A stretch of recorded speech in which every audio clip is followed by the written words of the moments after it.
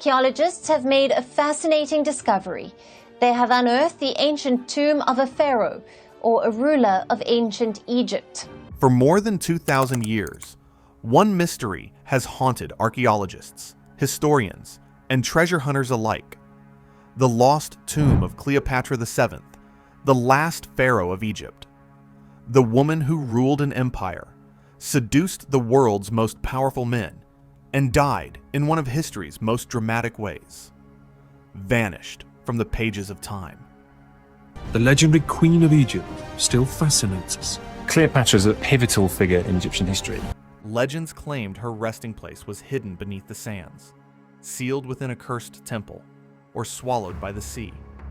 But after decades of searching, a discovery has finally emerged. One that could rewrite what we thought we knew about Egypt's final queen. What they found inside wasn't just gold or ancient relics. It was something far more unsettling. Something that challenges history itself. Cleopatra wasn't just a ruler. She was a living symbol of power and seduction. Born in 69 BC, Cleopatra ascended to Egypt's throne at a time when the ancient world was collapsing into Roman control. But unlike other rulers, she wielded intellect and charisma like weapons. She spoke several languages, studied astronomy and philosophy, and ruled not from brute force, but strategy. When she aligned herself with Julius Caesar, it wasn't just politics, it was survival. When Caesar died, she turned to Mark Antony, and their love became both legend and tragedy. After their defeat at the Battle of Actium, Cleopatra faced an impossible choice: humiliation as Rome's trophy, or death as Egypt's queen. According to ancient historians, she chose the latter, ending her life by letting an asp, a venomous Egyptian snake, bite her. Mark Antony died by his own sword. But what happened to their bodies next has remained one of the greatest mysteries in archaeology. Roman historians recorded that Cleopatra and Antony were buried together in a grand tomb worthy of their royal dignity. Yet no one, not even Rome, knew exactly where that tomb was. Some believed it was in Alexandria, Cleopatra's capital.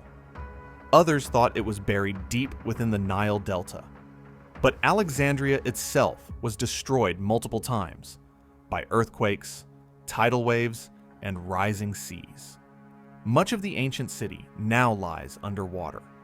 That's why the search for Cleopatra's tomb became not just a quest for treasure, but a race against time. In the 20th century, archaeologists scoured ruins, tombs, and temples across Egypt. They found coins, statues, and inscriptions bearing Cleopatra's name, but never her body. It became the holy grail of Egyptology. Then, in the early 2000s, a new theory began to emerge, and it changed everything. Enter Dr. Kathleen Martínez, a Dominican archaeologist with a background in law and a lifelong fascination with Cleopatra. Either they were chambers on the ground, the foundation plates, and necropolis. Unlike others, Martínez didn't believe Cleopatra was buried in Alexandria's royal quarter. She thought the queen would have chosen a sacred temple dedicated to the goddess Isis, a deity Cleopatra often associated herself with. Her research led her to one site, Taposiris Magna, an ancient temple complex west of Alexandria, overlooking the Mediterranean. When excavations began, Martínez's team unearthed a labyrinth of underground tunnels stretching for more than 4,000 feet. Within them were coins, carvings, and artifacts depicting both Cleopatra and Isis. They found mummies, not of royalty, but of high-status individuals buried with golden tongues and jewelry, a clue that this was no ordinary necropolis. Then came something that made the world stop and listen. In 2022, Martínez announced a discovery that stunned archaeologists worldwide: a submerged tunnel system carved directly beneath the temple's foundation, described as an engineering miracle. The tunnel, buried under centuries of earthquakes and silt, stretched nearly a mile beneath the earth and was partially flooded.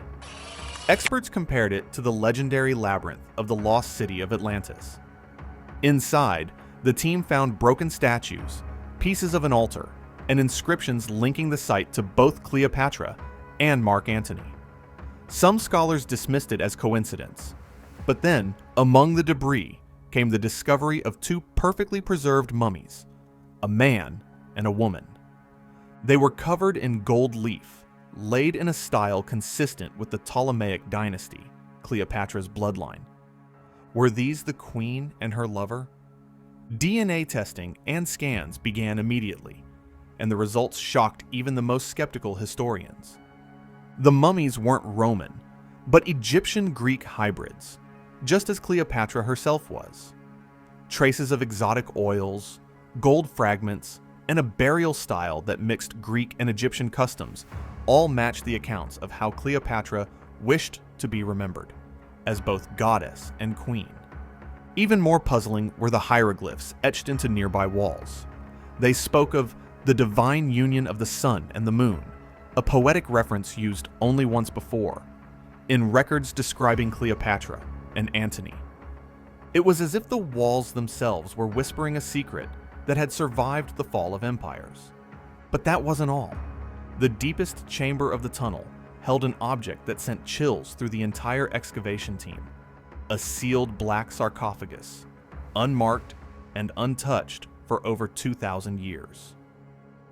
When Martinez's team finally managed to open the sarcophagus, they didn't find a body. They found symbols. Dozens of them, painted in gold and blue, representing Isis, Osiris, and the Eye of Ra. But at the very center was a carving no one had seen before. Two serpents intertwined, one biting the other's tail. Ancient texts describe this symbol as the eternal return, the merging of life, death, and rebirth. For Cleopatra, who fashioned herself as the living embodiment of Isis, this wasn't just a decoration. It was a prophecy. Some experts believe she intended her tomb to remain hidden until the world was ready to understand her legacy. A time when Egypt would rise again as a symbol of female power and divine knowledge. In that sense, the tomb's discovery isn't just historical, it's symbolic. But not everything about the find was glorious. Shortly after the tomb was opened, strange incidents began to occur. Equipment malfunctioned, cameras shut down, and workers reported eerie sensations, as if watched by unseen eyes. One worker swore he heard a whisper in the tunnel saying, "Return what is not yours." Superstition or not, the Egyptian Ministry of Antiquities briefly suspended work after a minor earthquake damaged part of the excavation. Some saw it as coincidence. Others called it a curse, a warning from the dead queen herself. Still, science pressed on. Ground-penetrating radar later confirmed that beneath the flooded tunnels, another, deeper chamber may exist. One still sealed. And if it contains even a fragment of Cleopatra's true burial chamber, it would be one of the greatest finds in human history. The discovery at Taposiris Magna challenges long-held assumptions about Cleopatra's death and burial. If she was buried in a temple instead of a royal tomb, it means she wanted to be remembered as a goddess, not merely as a ruler. That decision alone rewrites how we view her life. Far from the image of a seductress painted by Roman propaganda, this new evidence portrays her as a spiritual leader, a priestess queen who saw death as her ascension. Even more shocking is what the artifacts suggest: that Cleopatra may have been preparing for her own death long before Antony's fall.